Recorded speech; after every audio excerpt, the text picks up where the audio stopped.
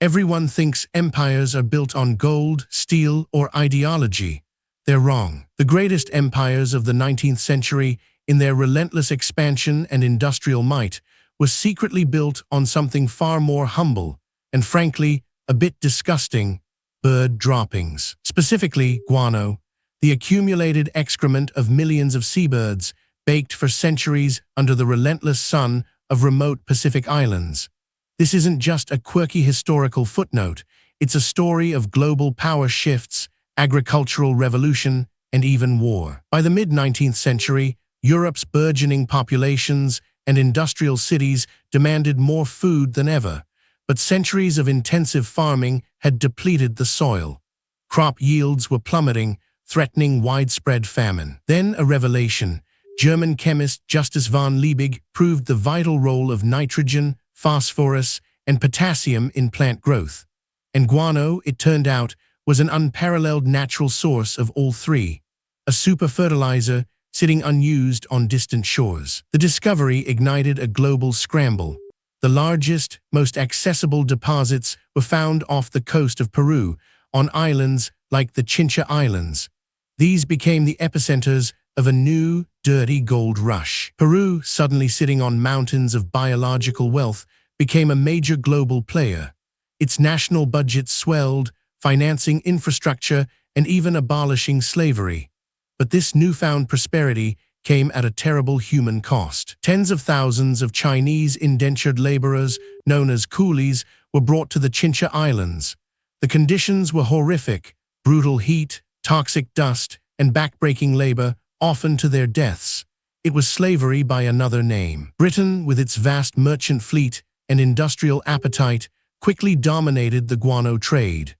British ships transported millions of tons, transforming agricultural productivity across its empire and beyond. The British appetite for Peruvian guano was insatiable. It fueled their industrial revolution, ensuring cheap food for factory workers and robust economies. This seemingly insignificant resource was quietly underpinning global power. But the guano bonanza wasn't confined to Peru. The United States, recognizing its strategic importance, passed the Guano Islands Act in 1856.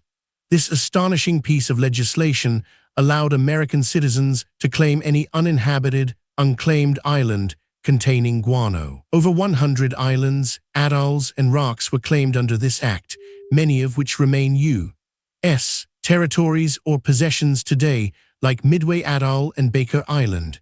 It was a bizarre, almost comical land grab driven by bird droppings. This scramble for guano even sparked international incidents. Spain, attempting to reassert its influence in South America, launched the Chincha Islands War against Peru and Chile in the 1860s, largely to regain control of the lucrative guano trade. The war was a bloody affair, a testament to just how critical this seemingly humble commodity had become.